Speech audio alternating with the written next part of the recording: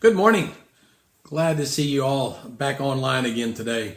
We're making movement toward getting back together, as you've seen from the announcements from the elders, and I know that you're excited about that as I am.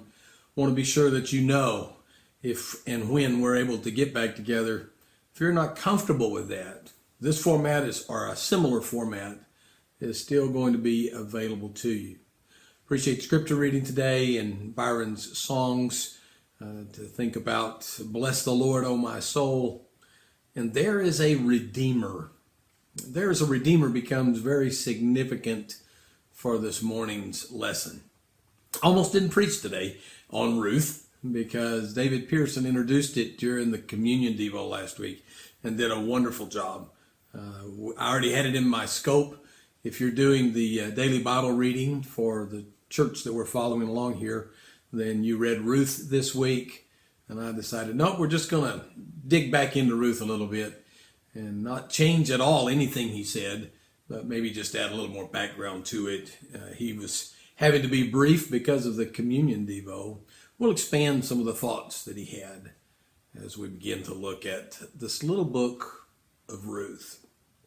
Grace to you and peace from God our Father and the Lord Jesus Christ. Her mother named her Pleasant. Her life, generally, was pleasant for a good while. She married a husband. She had 2 sons. You would certainly think that begins to fulfill one's life. But then the political scene in the nation changed. The situations got difficult. And folks became irreligious, and they became people that God did not honor or recognize. And God began to punish the nation. A famine came on them.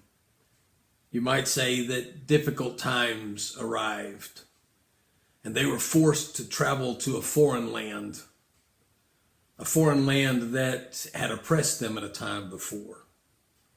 In today's world, it might be China, where even though we find ourselves under some oppression, we would be in such a severe situation, we had to seek refuge there. That's what Moab was like, Pleasant and her husband. She went there, of course, with her 2 sons, and pretty soon her life wasn't quite as pleasant. Her husband, Elimelech, died.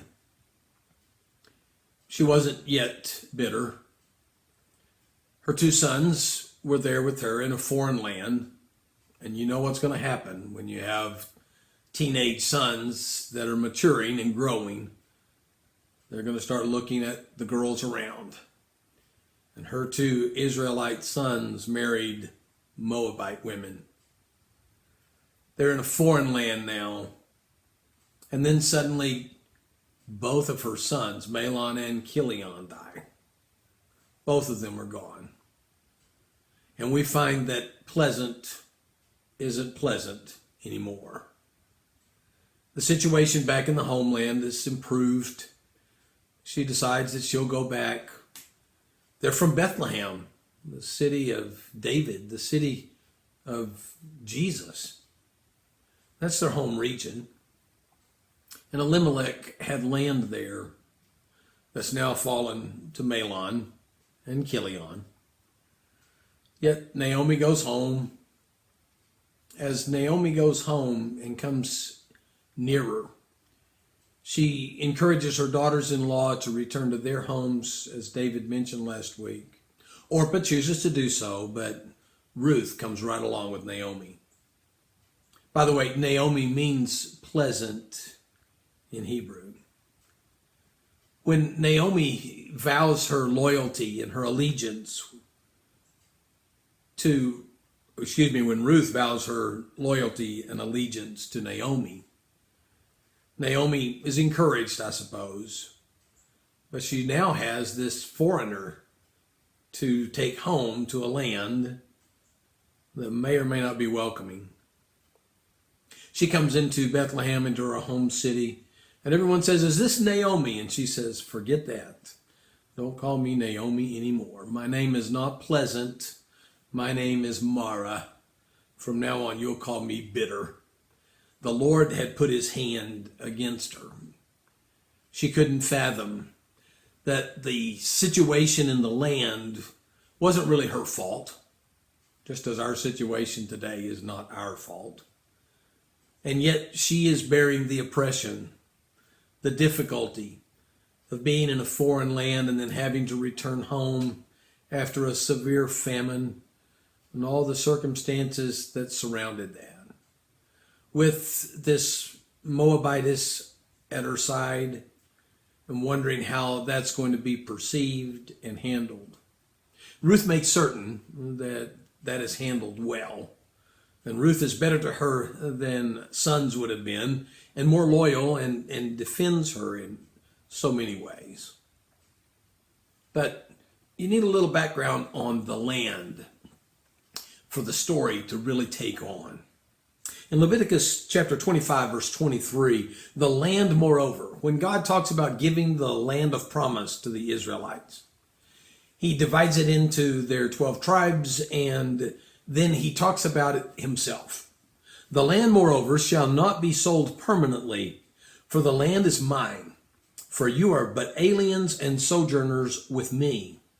Thus, for every piece of your property, you are to provide for the redemption of the land. All the land was supposed to stay in the tribe, in the clan, and if possible, in the family. That's exactly where it was supposed to be.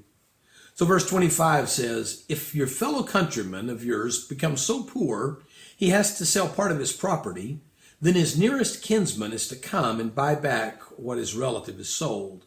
Or in case a man has no kinsman, but so recovers his means as to find sufficient for its redemption, then he shall calculate the years since its sale and refund the balance to the man to whom he sold it, and so return to his property. But if he has not found sufficient means to get it back for himself, then what he has sold shall remain in the hands of the purchaser until the year of Jubilee. But at the Jubilee it shall revert, that he may return to his property. Something very significant is going on in the story of Naomi and Ruth. It's about redemption. It's about the redemption of the land.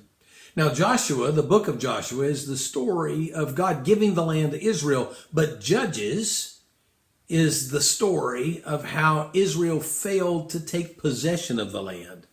And Judges is sort of the counter to Joshua. And it tells all the people that they didn't drive out and all the difficulties that they did have in the land. And by the end of Judges, each one is doing what is right in his own eyes. There is no king in Israel. And it's in that transition situation between Judges and Samuel that the book of Ruth is located. Chronologically, it's located there as well because of all the people we're going to meet briefly in the book. But here's how Ruth begins. It came about in the days when the judges governed, that there was a famine in the land, and a certain man of Bethlehem in Judah went to sojourn in the land of Moab with his wife and his 2 sons. Very likely Elimelech didn't do anything wrong.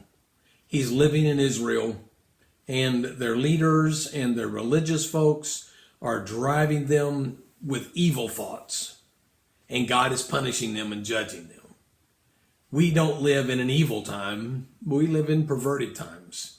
Twisted times, when things are not as they should be. That doesn't make them evil. It just means that we live in twisted times. And that's where Naomi finds herself living. They have to find something to eat. They go where there is food. Elimelech takes away from his property his 2 sons and his wife. And they have to go and survive. I pray that we don't get to that point here pretty soon. But some of you are already understanding. You're going to be in transition. Where will the job be? Yes, you'll keep a job, but you may have to transfer somewhere. And all the circumstances and situations that an economy that is twisted begins to generate. We're praying that everyone is safe and stable and able to stay right where you are. But Naomi had to feel like God had abandoned her. God wasn't doing anything in the world anymore, and that hope was being lost. She goes out hope-filled and comes back hopeless. You know how she goes to the land of Moab and the story that I told you a little bit earlier. But they come back home and we find that that situation we discussed is still in play. There needs to be a redeemer for Elimelech's land. Naomi is poor, and she's going to have to do something with that land. And the word Goel, the redeemer, some form of that is found 23 times in the little book of Ruth. And as David pointed out last week, kinsman redeemer. And we have that thought that we just read from Leviticus, that the land belongs to God and must stay in the tribe, clan, and family, but there needs to be someone to redeem it. And the working definition that I have for Goel, redeemer, is doing for another what they cannot do for themselves. Doing for another what they cannot do for themselves. And we need a redeemer in our world today. We cannot fix coronavirus ourselves. We can't deal with the pandemic alone. But not only that, we can't deal with sin in our world on our own. God handles that. He tends to that. We need that redeemer to come our way, to do for us what we cannot do for ourselves. And in the story of Ruth, it looks like God has abandoned his world, that things are hopeless and fruitless and void. But God is working his plan of salvation in a powerful way. He's making certain that even in a godless world that has turned their back toward him and has become twisted, his plan cannot be thwarted. It will be accomplished. And he uses people to do that, even people whose circumstances aren't particularly positive at the moment. Naomi is discouraged, but God is at work. And God is going to do something beyond her wildest imagination, beyond her wildest dream. And so you know how chapter 2 and chapter 3 of Ruth begin to unfold. And how Ruth goes and gleans in the field and finds herself by chance. It happened that she was in the field of Boaz. It happened is really a code word for by providence of God. It wasn't luck or happenstance. It was, that's where she found herself. God goes to work in the midst of the story. When he's having to punish a world because they are faithless to him, he's still redeeming the world through a thread. And this thread is through a foreign woman now. Through the foreign woman that is the Moabitess Ruth. Ruth goes and gleans in the field, and he sees her, and he blesses her, and she takes back a good amount for that day, and he honors her. And Naomi asks the question, well, how did things go? What happened? And then we're told in chapter 2 that Naomi had a kinsman of her husband, a man of great wealth, of the family of Elimelech, whose name was Boaz. A kinsman is this redeemer, this Goel. Well, she continues to glean in Boaz's field and is blessed there. And Naomi now takes a step of hope. The bitter one who was hopeless begins to see a light. And as she begins to see a light, she begins to move on behalf of her daughter-in-law. In chapter 3, verse 1, Naomi, her mother-in-law, said to her, "My daughter, shall I not seek security for you, that it may be well with you? Now, is not Boaz our kinsman with whose maids you were? Behold, he winnows barley at the threshing floor tonight." And as David pointed out last week, he tells her to go, or she is told by Naomi, to go and clean herself, get dressed, wait until the appropriate time, and go and lay down at Boaz's feet. There's a lot going on there with sexual innuendo underneath the cover there. But really what's happened as far as Boaz is concerned is she has asked to be considered.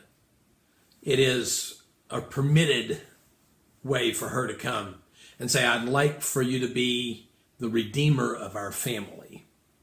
Now, there are two things that get blended here. That's why a lot of people wonder about Ruth.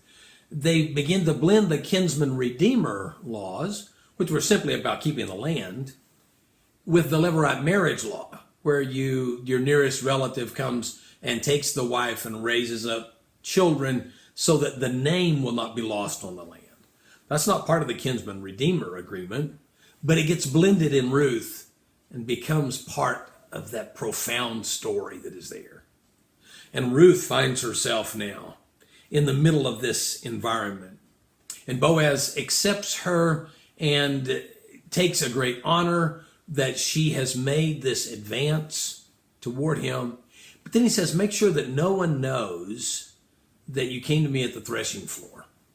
Now, he's not doing that because it's a shameful thing or because he's afraid for her. He's doing that for the manipulation of this kinsman redeemer dimension. He doesn't want the scene to get out. He wants it to play out at the city gates. And that's where the politics of land ownership are going to be dealt with. The next day, Boaz agrees to come to the city gate to be the redeemer of not only the land, but also of Ruth herself. God is at work. Now, you need to know something about Boaz. We learn it over in Matthew chapter 1, verse 15. But Boaz's mother was a woman by the name of Rahab, a foreigner who was a harlot. And his advanced ancestors were Perez. And Perez was the son that was born to Tamar when she pretended to be a harlot and set up a tent beside the road and had Judah come into her so that he would have his family continuing. And when God's people would have put at jeopardy his plan of salvation, the way he intended to do things, we find Tamar acting to redeem that. We find Rahab, the faithful one, when Israel didn't know for sure if they could get the walls of Jericho to fall down flat. And we have that Rahab raising this Boaz, and now Boaz finds himself with a foreigner, an outsider, but something he understands and may be comfortable with. There is someone that's closer, that has first rights to the redemption of the land. And he's more than willing to redeem the land. He will become the redeemer of the land. I'll do what Naomi can't do for herself. I'll take the land. And then, I don't know if he doesn't know all the law or if it is blended legally at this point as well. Boaz reminds him, if you take the land, you have to take Ruth as well, and you have to raise up children for her so that Elimelech's descendants will remain on the land. You have to raise up those for the deceased inheritance. And he says, this I will not do. If I do that, I'll put my own inheritance in jeopardy. So Boaz becomes the redeemer. He becomes the one who does what they can't do for themselves. He provides the funds, he provides the way, and then he provides being the husband to Ruth to raise up a child. And it is God's plan at work. And that's really the story of Ruth. Can God do something in the midst of a world that's twisted, that's not working and functioning the way that it should, to still accomplish his purpose? Or is man and man's sinfulness able to dictate the actions of God? And God is able to punish a world that is filled with sin and still cause his ultimate goal to be arrived at. That's where he's headed. And that's what's coming. He is going to redeem his people. In verse 13 of chapter 4, it says, so both Boaz took Ruth, and she became his wife. He went into her, and the Lord enabled her to conceive, and she gave birth to a son. Then the women said to Naomi, blessed is the Lord who has not left you without a redeemer today, and may his name become famous in Israel. There is a redeemer. May he also be to you a restorer of life and a sustainer of your old age, for your daughter-in-law who loves you and is better to you than 7 sons has given birth to him. Naomi took the child and laid him in her lap and became his nurse. The neighbor women gave him a name, saying, "A son has been born to Naomi." So they named him Obed. He is the father of Jesse, the father of David. Now these are the generations of Perez. To Perez was born Hezron. To Hezron was born Ram. To Ram Amminadab. To Amminadab was born Nahshon. To Nahshon Salmon. To Salmon was born Boaz. To Boaz Obed. And to Obed was born Jesse. And to Jesse David. Ruth gets to be the great-grandmother of King David. She gets to be in the lineage of the Messiah. When you read those Matthew 1, 5, and 6 passages, you find out that it is these strange outsiders, all of them women, who end up a big part of the redemption of Israel. And we need to hear that in our world today. Maybe things are hopeless for you. Maybe things are difficult for you.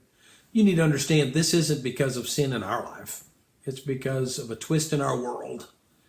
And it's a difficulty that we have to deal with.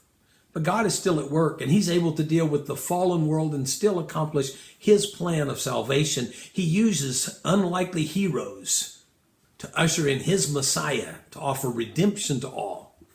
And it is David who then becomes the ancestor of Jesus, and Jesus who becomes the Redeemer of us all. He does for us what we cannot do for ourselves.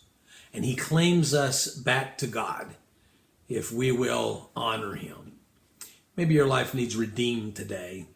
You need to be brought back into the kingdom. And you would come to God through the Messiah. He has provided that Redeemer. And I pray that you are submissive to him in every way and that you will honor him with the way you live your life.